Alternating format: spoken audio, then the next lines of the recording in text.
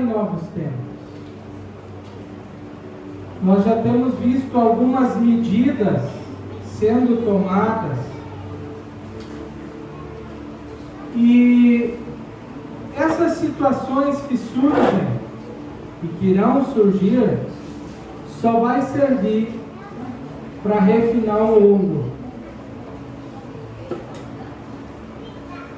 Amém? Pedro diz que o ouro, ele é refinado pelo fogo. E no nosso país, nós precisamos passar por uma purificação. E nenhuma purificação passa se não for através da própria Escritura. Porque ela é a palavra de Deus, a boca de Deus, a mente de Deus, trazida para nós. Amém? E buscando a Deus para entender o que Ele tinha para esses novos tempos e para esse novo ano, Deus me levou à carta de João. E nós vamos iniciar hoje uma série de mensagens sobre a carta de João, de 1 João. E nós vamos analisar versículo após versículo de 1 João. 1 João é uma palavra que é pouco lida nas igrejas, né? Quem já ouviu pregações de 1 João, levanta a mão. Primeira carta de João. Não, né? E o Joãozinho é um cara que merece que a gente conheça a mensagem que ele deixou. Amém? Você já pode ir distribuindo para mim o esboço.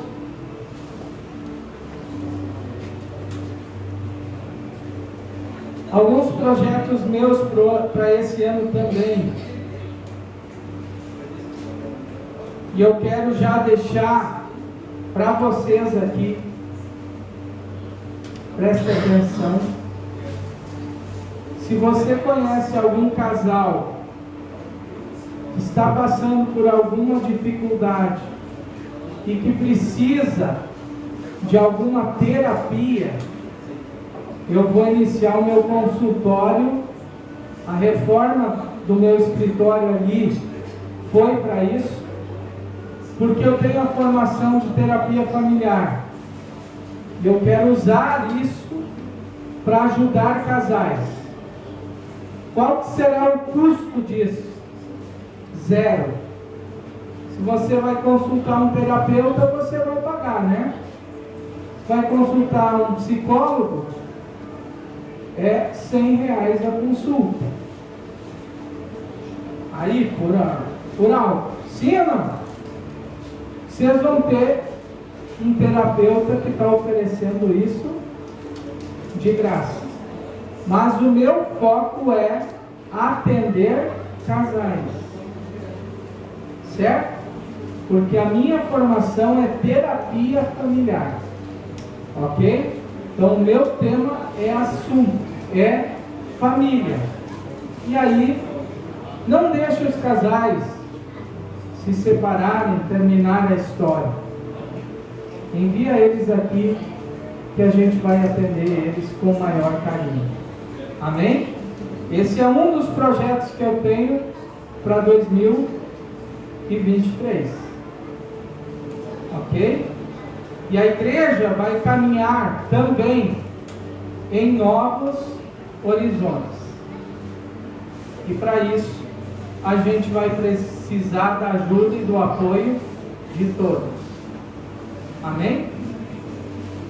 Mas isso a gente vai falar ao longo aí dos próximos meses e semanas. Bom, todos já ganharam o esboço? Todos têm em mãos? Guarde ele, porque ele vai ser uma série. Amém? Já coloca no de hoje, mensagem 1.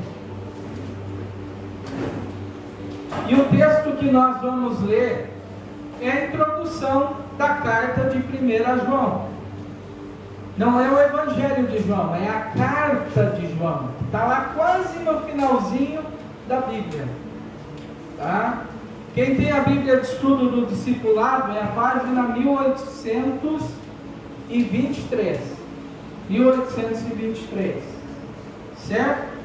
E eu vou ler aí para vocês o que o texto diz. Ele diz assim: o que era desde o princípio, o que ouvimos, o que vimos com os nossos próprios olhos, o que contemplamos e as nossas mãos apalparam a respeito do Verbo da vida. E a vida se manifestou, e nós a vimos, e dela damos testemunho, e anunciamos a vocês a vida eterna, que estava com o Pai, e nos foi manifestada.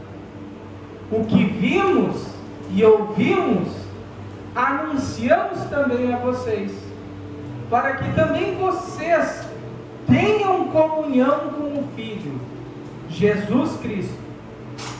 E escrevemos essas coisas para que a nossa alegria seja completa. Amém? Esse é o texto de introdução de João. Eu quero falar algo para você se situar, certo? O apóstolo João, como está ali, ele foi o último dos apóstolos que estava vivo, certo? Ele estava com mais de 90 anos de idade quando ele escreveu isso. Então, todos os discípulos e apóstolos que foram usados para escrever acerca da Escritura, aquilo que deveria estar aqui, todos costumavam escrever isso logo. João, ele foi escrever no final da sua vida, quando ele já tinha experienciado todas as coisas pelo qual ele passou. Para você ter uma ideia, João, ele viu a destruição de Jerusalém no ano 70. Todos os judeus serem expulsos da sua terra. E o Império Romano impor uma perseguição. João viu inúmeros discípulos de Jesus serem mortos. Ele mesmo foi exilado numa ilha, e diz a tradição que ele foi exilado porque antes houve uma tentativa frustrada da morte de João. A tradição diz que João foi jogado num tanque de azeite quente, mas inexplicavelmente ele sobreviveu.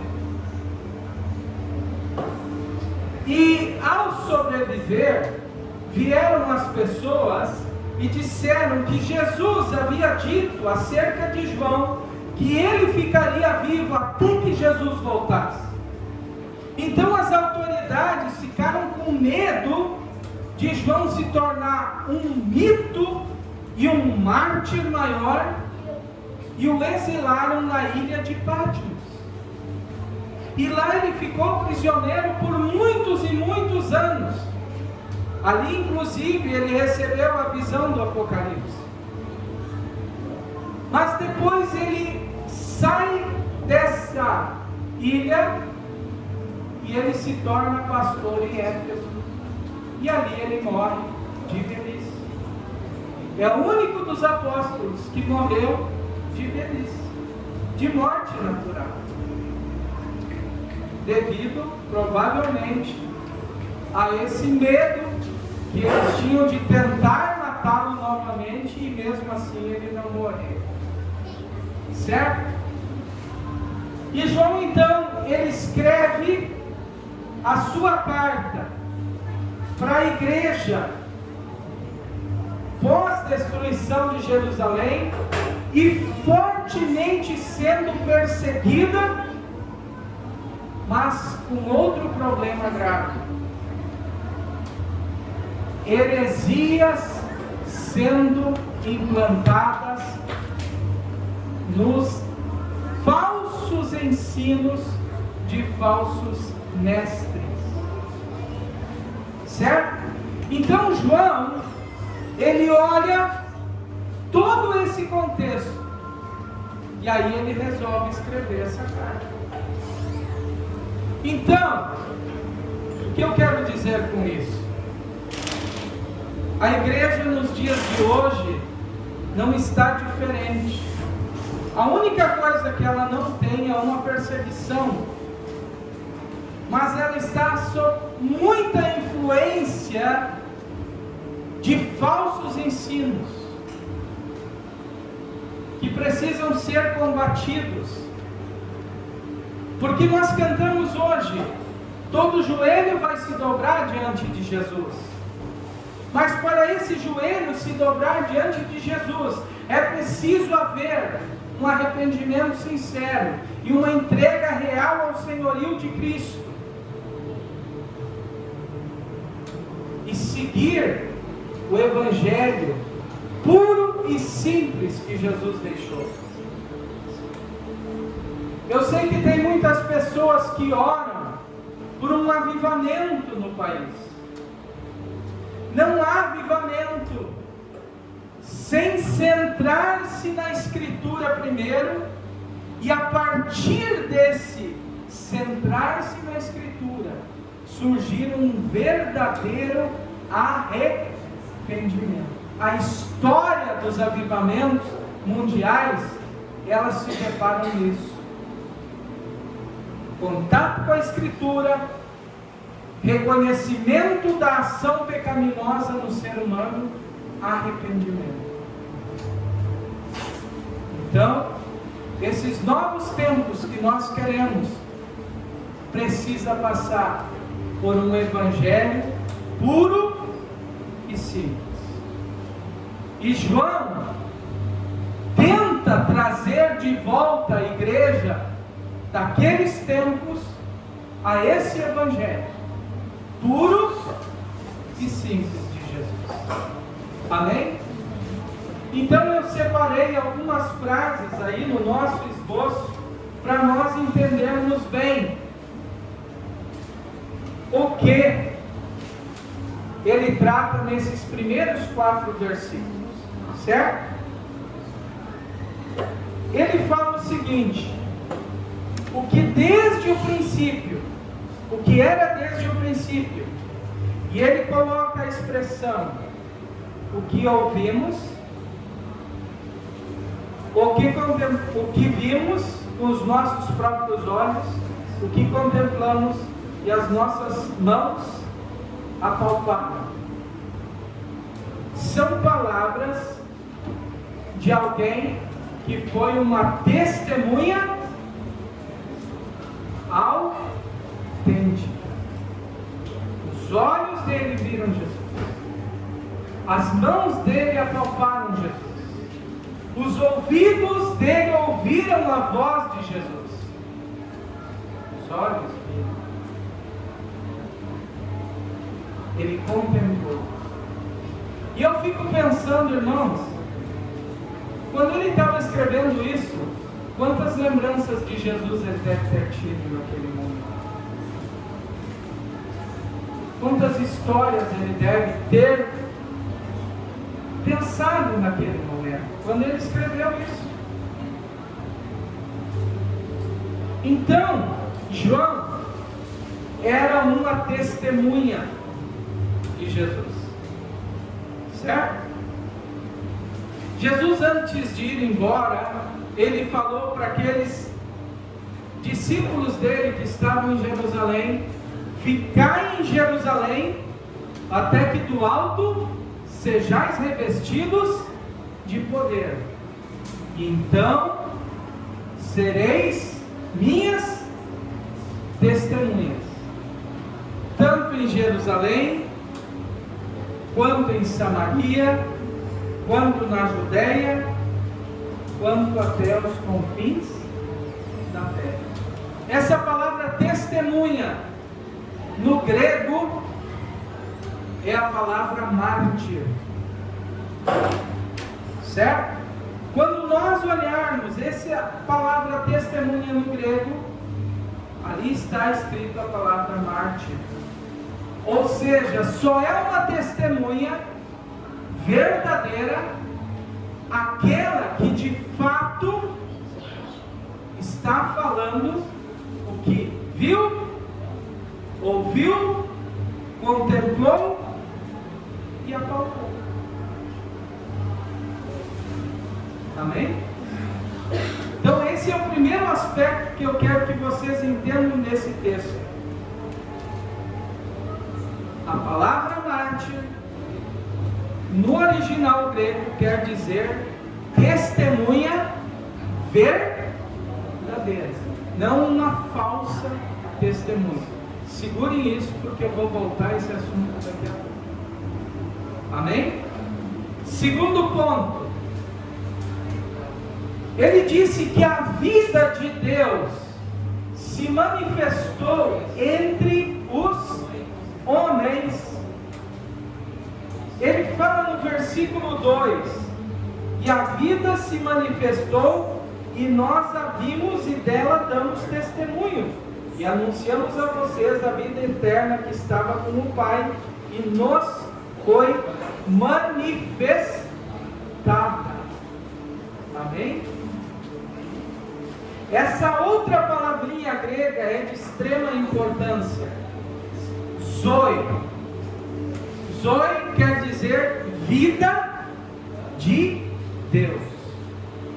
Então João, ele estava dizendo o seguinte: o princípio da vida de Deus se manifestou em carne na pessoa de Jesus Cristo. O Zoe de Deus se manifestou no Zoe de Jesus. E todos puderam ver essa vida sendo manifestada através de Jesus. Entenderam esse segundo princípio? Amém? O terceiro fala sobre anunciar. Isso que nós vimos e ouvimos, isso também anunciamos. A palavra anunciar também pode ser traduzida no nosso português por proclamar. Mas no grego, querigma, ela tem uma conotação muito mais forte. Ela quer dizer anunciar a mensagem autêntica vinda de Deus. Ok? Então, resumindo, nós temos a figura de um mártir, que é uma testemunha verdadeira, que conheceu a vida de Deus manifestada em carne, proclamando a mensagem que vem de Deus. Isso é a introdução de 1 João. E aí ele finaliza dizendo o seguinte: no versículo 4 ele diz uma palavra bem interessante também. Ele coloca: e escrevemos essas coisas para que a nossa alegria seja completa. Amém? Quando uma uma testemunha verdadeira, quando um mártir tem em si o zoe de Deus, a sua missão é proclamar a mensagem de Deus. E quando essa mensagem de Deus é proclamada através dele, que é uma testemunha, e alguém se entrega a Cristo por isso, ele se alegra. Ele sente gozo, felicidade e alegria. Essa é a introdução. Vocês conseguiram entender bem o contexto desse texto? Amém? Agora nós precisamos trazer esses conceitos para os dias de hoje, para os nossos dias. Amém? Alguém aqui apalpou Jesus? Viu com seus olhos carnais Jesus? Ouviu com seus ouvidos carnais Jesus? Contemplou Jesus andando por Jerusalém? Não, né? Mas isso não quer dizer que tudo isso que João experienciou, nós também não podemos experienciar. Podemos sim.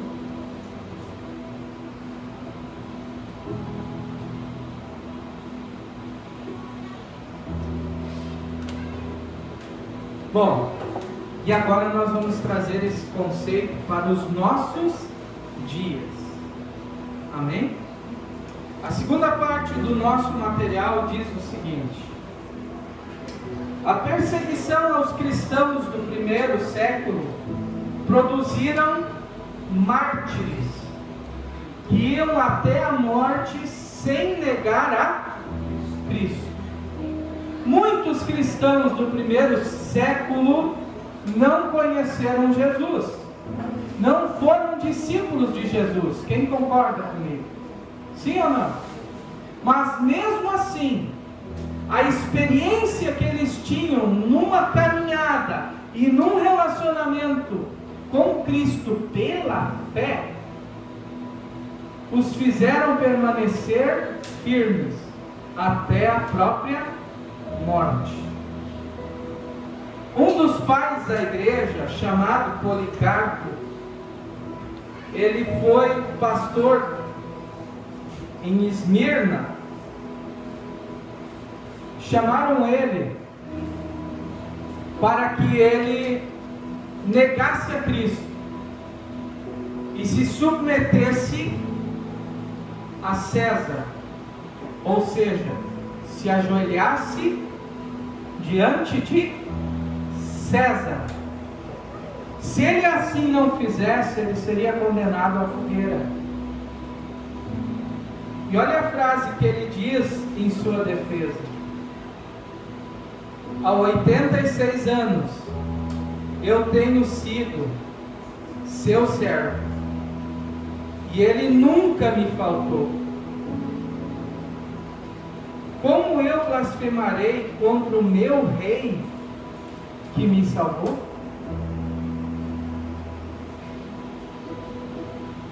Vocês têm noção disso? Se hoje viesse uma lei que todos nós deveríamos se curvar diante da autoridade desse país e dizer: Ele é o nosso Deus, senão seríamos penalizados com a morte. Quantas testemunhas verdadeiras de Cristo nós teríamos nesses mais de 40 milhões de evangélicos que dizem que tem em nosso país? Porque no momento de perseguição, só aquele que é um mártir, só aquele que tem uma experiência real e verdadeira com Cristo, é que vai ficar fiel até a própria morte.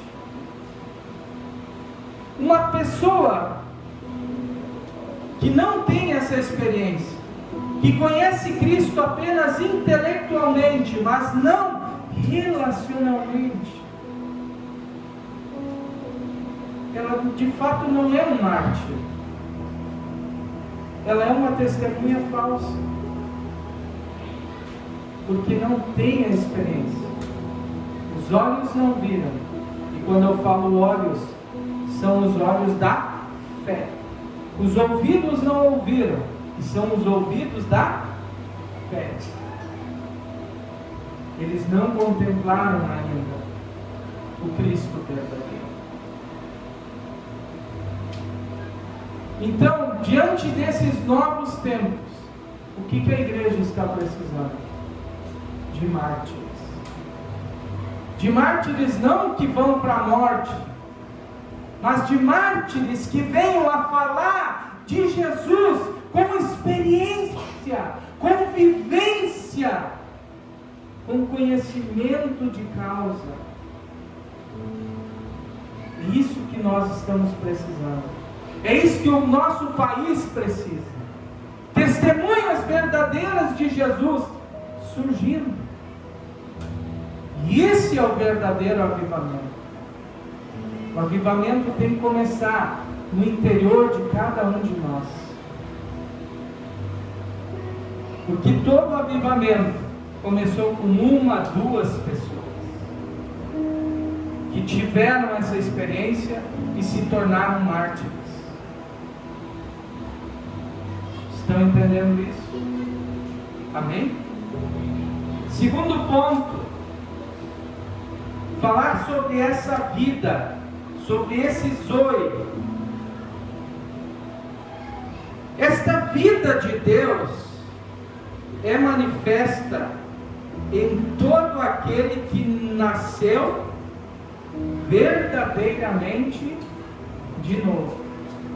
Aqui nós encontramos outro grande problema, porque a maioria das pessoas acham que o nascer de novo parte do batismo nas águas, né? Até eu, quando era criança em Barbacena, eu acreditava nisso. Não, para a gente nascer de novo, o que a gente tem que fazer? Se batizar. Não é assim que funciona o novo nascimento. O novo nascimento é o resultado do processo de entrega a Cristo, para que Ele se torne o nosso Senhor. No momento em que Cristo assume o controle da nossa vida, o Espírito Santo passa a habitar em nós, sim ou não? E o Espírito Santo habitando em nós, começa um processo de transformação, que parte de dentro para fora. E aí a gente começa a ficar desconfortável com certas situações que antes a gente vivia de forma natural, sem ter problema nenhum. E aí, esse desconforto vai provocando uma mudança nas nossas atitudes. E aí essa ação que está acontecendo dentro de nós passa a ser manifestada para fora de nós. Isso é o novo nascimento. No momento em que eu começo esse processo na minha vida, aí sim o Espírito Santo pode chegar e dizer para nós: olha, agora você pode cumprir com o rito do batismo, porque a boa obra já começou em você. Estão entendendo isso? Então, essa vida de Deus, o sopro de Deus, aquele sopro que Ele deu em Adão, para que Adão tivesse a vida espiritual e tivesse contato com Deus, essa mesma vida Jesus conquistou de volta para nós, com a sua morte. O véu que separava, já não separa mais. Uma canção que nós podíamos cantar aí durante esse ano, né? O véu que separava, ele já não separa mais. Por quê? Porque Cristo devolveu para nós o contato direto com Deus. A vida de Deus, a comunhão com Deus que Adão tinha no Éden, foi restaurada através de Cristo. E Ele trouxe a nós essa vida, esse zoe de Deus, de volta para dentro de nós. E isso é o processo do novo nascimento. Amém? Entenderam isso? A partir desse momento, é natural que toda pessoa que se torna uma testemunha verdadeira, que está tendo a vida de Deus dentro dela, ela se torne uma proclamadora de Cristo. Ou seja, ela vai querer anunciar a mensagem de Cristo para as demais pessoas. Certo? Você vai querer compartilhar com elas aquilo que você tem com Ele. Amém? E aí entra um ponto que a igreja brasileira precisa entender. A igreja precisa parar de ser egocêntrica para se tornar cristocêntrica. Uma das coisas que a gente bate muito aqui: o culto não é para nós, o culto é para Deus. A razão de nós estarmos reunidos aqui não são nossas necessidades, mas sim Cristo, que é o autor e consumador da nossa fé. Se nós nos reunirmos para outro motivo, que não seja glorificar a Cristo, nós não podemos chamar isso de culto. Aí é uma reunião. Por exemplo, tal dia nós vamos fazer o culto da família, o culto de libertação, o culto de cura, o culto de milagres. Quando nós tiramos o foco de Cristo e levamos isso para as pessoas, nós não estamos sendo cristocêntricos, nós estamos sendo egocêntricos. Por que nós estamos sendo egocêntricos? Porque Deus vai ter que estar a nosso serviço na reunião que nós estivermos. E aí nós queremos chamar isso de culto. Isso não é culto.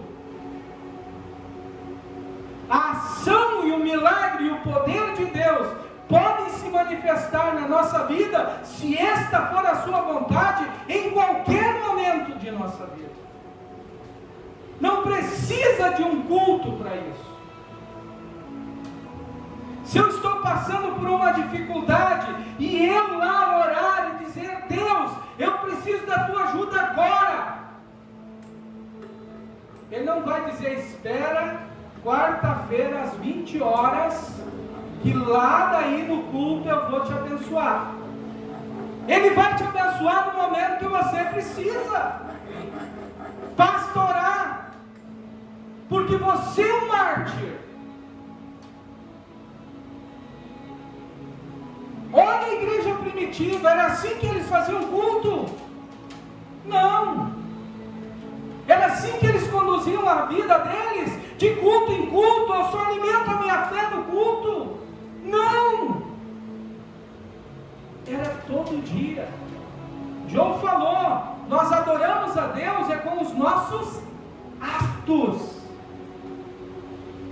que Romanos 12:1 diz? Apresentei os vossos corpos como sacrifício santo, vivo, santo e agradável a Deus. Este é o vosso culto racional. Então, quando é que eu vou adorar a Deus? Quando eu disser não para o pecado. Quando eu trazer esse corpo pecaminoso em sujeição à ação do Espírito Santo que está na minha vida. Quando eu recusar ceder a carne, eu andar no Espírito, aí eu sou um adorador. E é isso que a igreja precisa começar a proclamar. Deixar de ser egocêntrico, deixar de pensar em si e começar a pensar em Cristo. Porque por Ele, para Ele, são todas as coisas. Diga: eu sou de Jesus. Você é de Jesus, eu sou de Jesus. Somos propriedade dele. Não temos o direito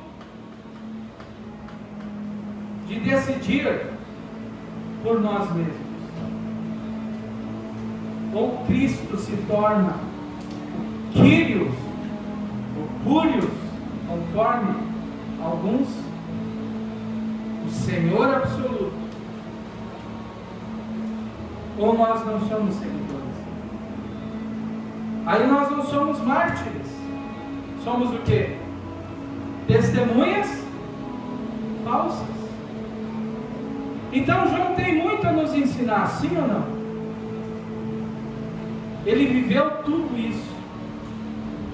Ele viu os falsos mestres entrando dentro da igreja e começando a ensinar heresia, como tem hoje.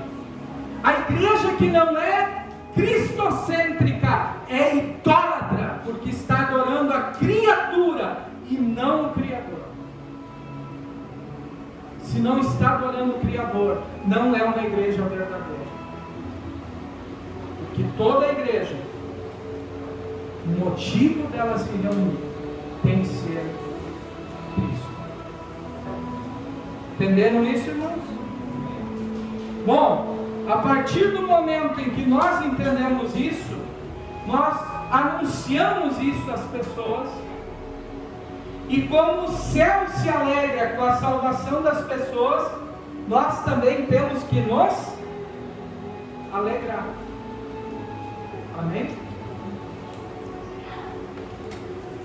Então, assim, nós trazemos o conceito da introdução de João sobre testemunha, sobre vida autêntica, divina, sobre proclamação para a igreja nos dias de hoje. E eu pergunto a você, a igreja nos dias de hoje não tem que voltar a essa essência? Sim ou não? Sim. E quem é a igreja, irmãos? A igreja é esse lugar? A igreja são essas cadeiras? Quem é a igreja? Então quem tem que voltar a essa essência? Nós. E se nós temos que voltar a essa essência, vem 3 perguntinhas para nós sair preocupados hoje. Pode ser? Vamos sair um pouco preocupados hoje? Diz o seguinte, vamos aplicar o texto à nossa vida hoje. Eu sou uma testemunha autêntica de Cristo.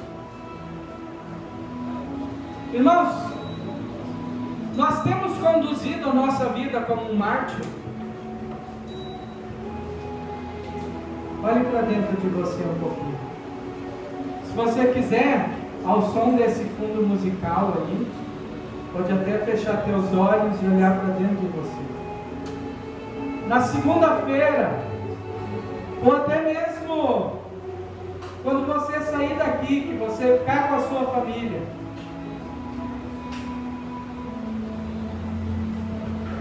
Lá você tem agido como um mártir?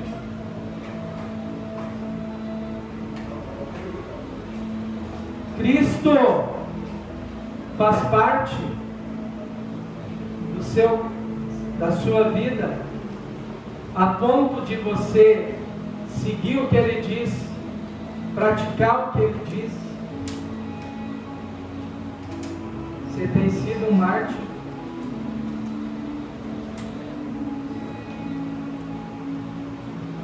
E a segunda perguntinha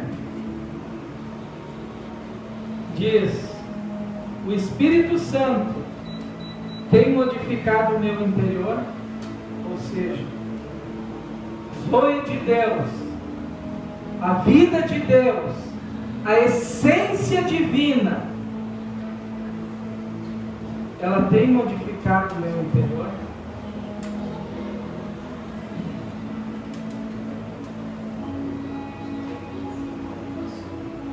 E por último, eu tenho proclamado Cristo ao mundo? Essa testemunha, esse mártir, que tem o zoe de Deus, tem proclamado o querigma de Deus às pessoas?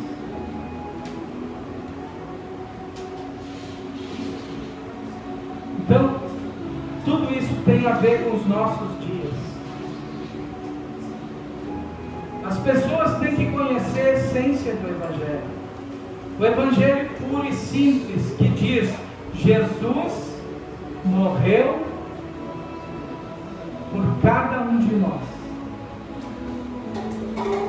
E ao momento em que eu entrego minha vida a Ele, Ele é o meu Senhor. E a partir desse momento, não sou mais meu, sou dele. E tudo que eu fizer, vou fazer para a glória dele. Amém? Resumindo, essa é a essência do Evangelho. Um ato de entrega, para que a obra da cruz, a graça maravilhosa de Cristo se manifeste na nossa vida. Tudo isso João tinha em mente quando ele escreveu essas frases que aqui estão. Quero pedir para o pessoal do louvor já ver assim.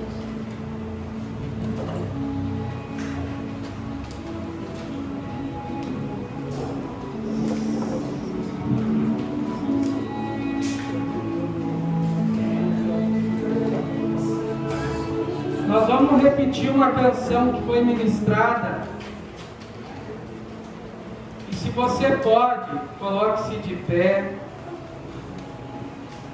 Tenta ficar em oração agora.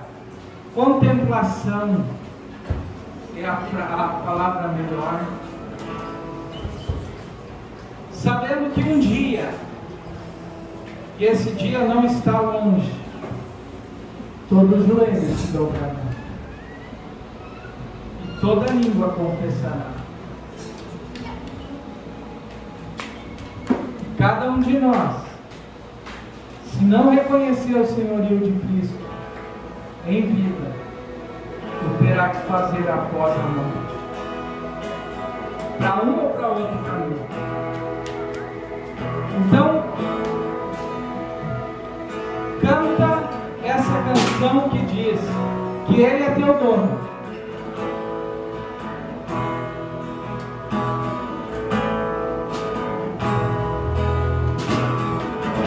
E vai como João refletindo na tua vida. Se o sol se pôr e a noite chegar, quem me guia, só tempestade me alcançar.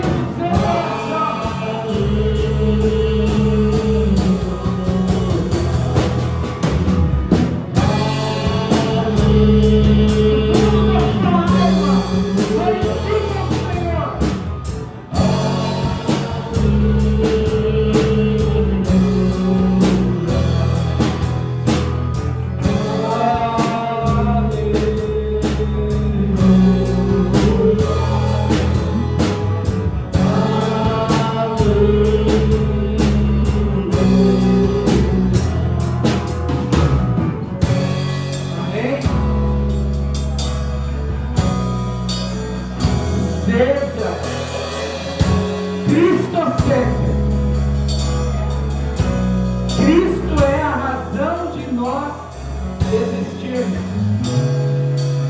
Não tome uma decisão por si. Consulte o Senhor da sua sua vida. E assim, nós vamos estar sendo resposta a esses novos tempos. Amém? Vamos agradecer por esse encontro dessa noite. Pai, nós te louvamos e te agradecemos, Senhor, por esse culto, pelo teu agir, pelo confronto da tua Escritura nas nossas vidas, nas nossas vontades. Pai, que a tua graça esteja sobre nossas vidas e que cada dia teu Espírito Santo possa produzir renovação, restauração em nosso interior, a fim de que possamos ser cada dia mais parecidos contigo, oferecemos os nossos corpos como um sacrifício vivo, santo e agradável a ti, sendo um adorador em todo lugar que nós estivermos. Ajuda-nos nesse processo, Senhor. Dependemos de ti, Senhor. E te adoramos nessa noite. Muito obrigado.